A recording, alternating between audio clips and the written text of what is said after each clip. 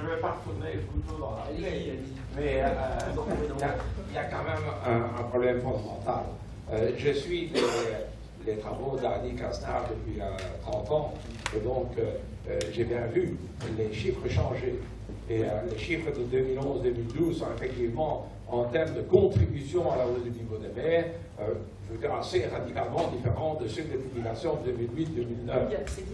Et donc, voilà.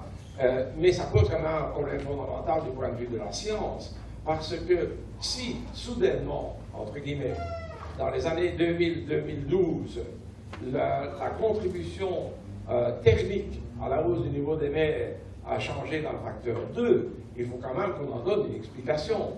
Et donc, manifestement, si la hausse du niveau des mers n'est plus due à l'expansion thermique avec la même intensité, il faut quand même qu'on arrête de dire que c'est l'océan qui continue à capter la grande majeure partie et encore plus d'énergie qu'avant. Parce que l'expansion thermique, c'est quand même à l'origine une absorption d'énergie par l'océan. Je pense qu'Annie, ça me gêne de parler souvent, mais elle ne dit pas autre chose. Tout le monde est conscient de la fameuse pause. S'il y a une pause au niveau du réchauffement, il y a certainement une pause au niveau de l'expansion thermique. Il y a une dynamique dans la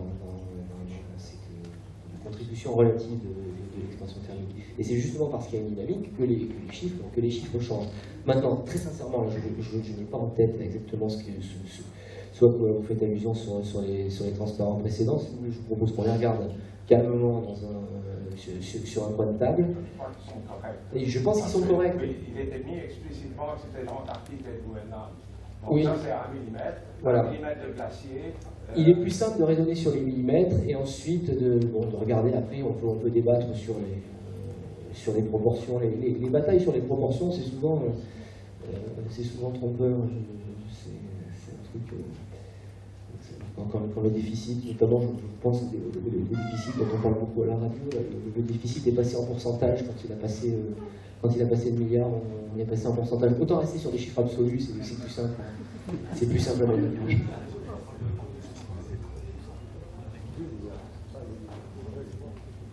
Je suis sur la question posée par André.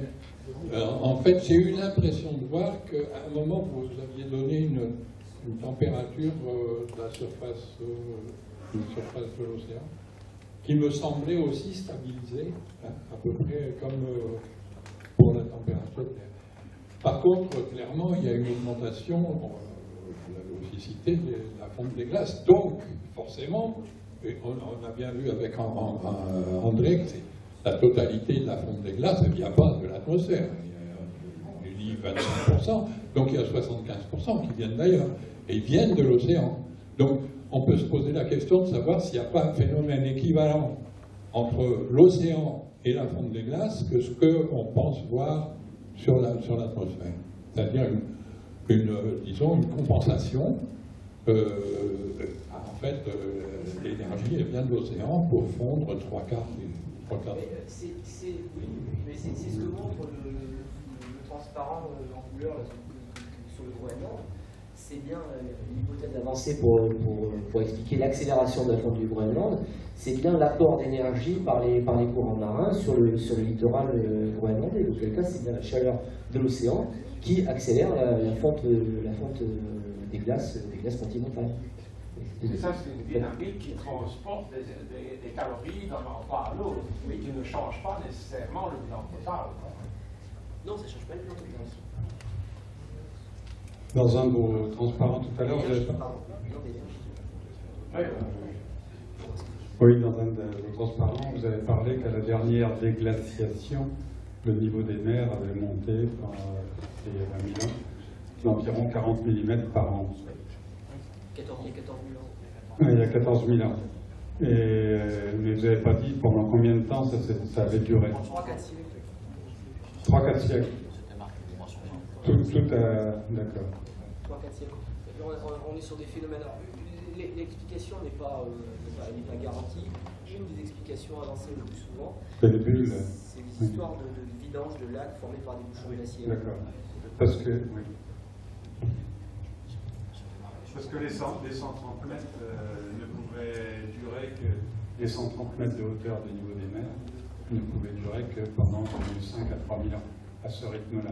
Mais de toute façon, c'est une cinétique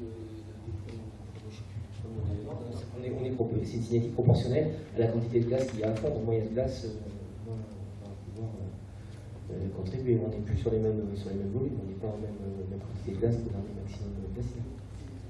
Mais il n'empêche quand même que entre le dernier maximum glaciaire et le début de l'océan, ça fait 130 mètres en à peu près 13 000 ans. Comme ça, les calculs sont faciles. Ça fait 1 mètre par an. Moi, quand je dis à mes petits-enfants, si tu vas à la Belge quand tu nais, et puis tu y vas quand tu meurs, ça fait comme 1 mètre de différence, ça fait une sérieuse avancée de la mer à l'intérieur de terre. Hein. 130 mètres en 15 000 ans. 130 mètres en 15 000 ans.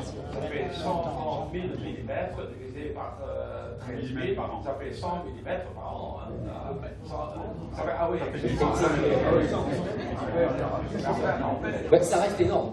Mais c'est quand même pas un mètre. Là, du coup, on avait un vrai problème de vaporisation. Mais la cause est totalement différente, parce que là, on avait une masse considérable de glace à fondre. Une masse de glace à fondre et une énergie disponible. Encore une question.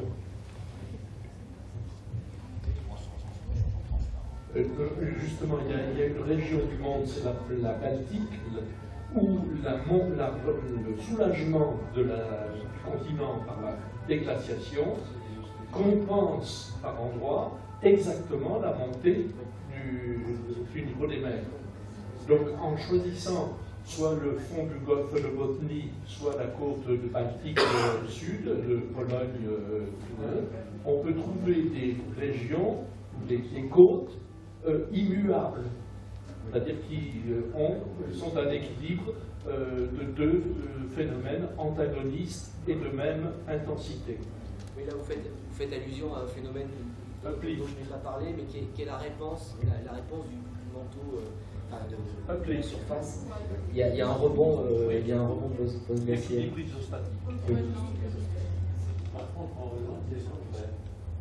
Oui, parce que c'est à l'extérieur de la... On avait le gourlet. J'avais une transparence là-dessus, j'ai une petite partie de ne pas les montrer, mais effectivement, il y a deux. Et en plus, il y a deux. Il y a un rebond post-glaciaire qu'on enregistre suite à la fonte des glaciers depuis 20 000 ans. Et il y a la façon dont on extrapole la réponse élastique de la croûte terrestre à la prochaine fonte des glaciers. Il y a des effets court terme, il y a des effets long terme, c'est assez complexe, mais vous avez raison de noter ce point-là, parce que ça modifie l'impact. Mais les projections, donc les questions tiennent compte de ces aspects-là. Les projections que je montrais à la fin intègrent ce phénomène-là, honnêtement. Bien, je vous propose de continuer la discussion pendant la pause café. Et on remercie. Je vous remercie.